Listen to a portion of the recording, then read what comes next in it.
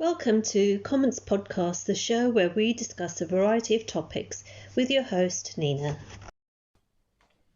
For the first time ever, you can now hire an electric scooter in London as part of a new trial in the city. The hire scheme will last 1 year and has been set up in partnership with the Transport for London and selected London Borough Councils, where the scheme is currently being introduced. The rental of electric scooters has been rolled out in Canary Wharf, Hammersmith and Fulham, Kensington and Chelsea, Richmond, Ealing and Tower Hamlets, with other councils joining the scheme soon.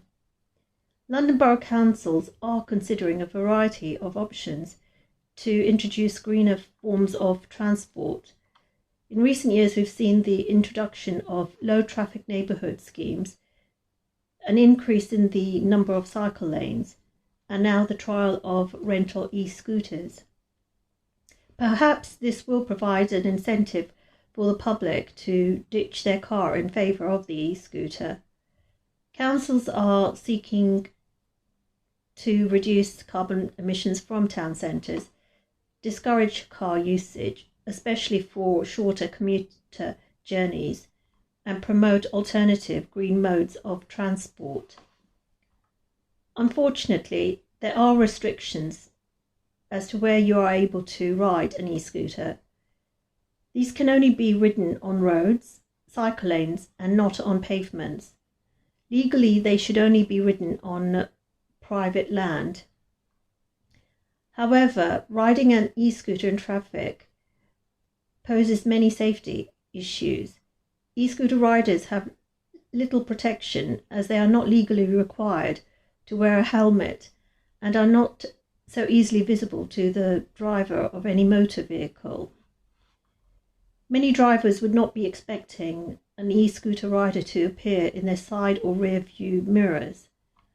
However, the rental e-scooters currently on hire in London boroughs do have installation of front and rear lights, which will be on continuously to increase the rider's visibility to other drivers. Apparently, the rental hire companies running this current scheme have been selected by TfL, Transport for London, due to the higher safety features of their e-scooters. First-time riders will also be required to complete a short online safety course before being able to hire an electric scooter in these London areas. I and probably the vast majority would be in favour of an e-scooter hire scheme. It is a great way to go shopping locally and alleviates the struggle of finding a car parking space. Additionally, people are still current mode of transport of hiring an e-scooter is highly appealing. Currently, the cost of hiring an e-scooter is to be set at £3.25 to £3.40 for 15 minutes, and the rider pays an additional fee charged per minute of additional usage. Hence, it may not be the cheapest mode of transport in comparison to a cycle or the distance covered by a single bus ticket.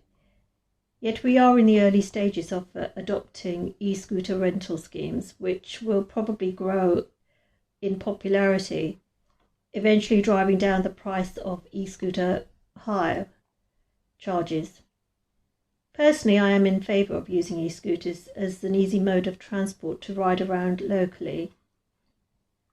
However, riding an e-scooter in the city centre with its high levels of traffic congestion may tempt more commuters who are keen to avoid lengthy traffic jams. The e-scooter rental scheme is currently on trial in only a small selection of London residential areas, so it may prove to be highly popular with local residents who are too idle to walk a short distance to their local shops and cannot be bothered to encounter the headache of finding a car parking space.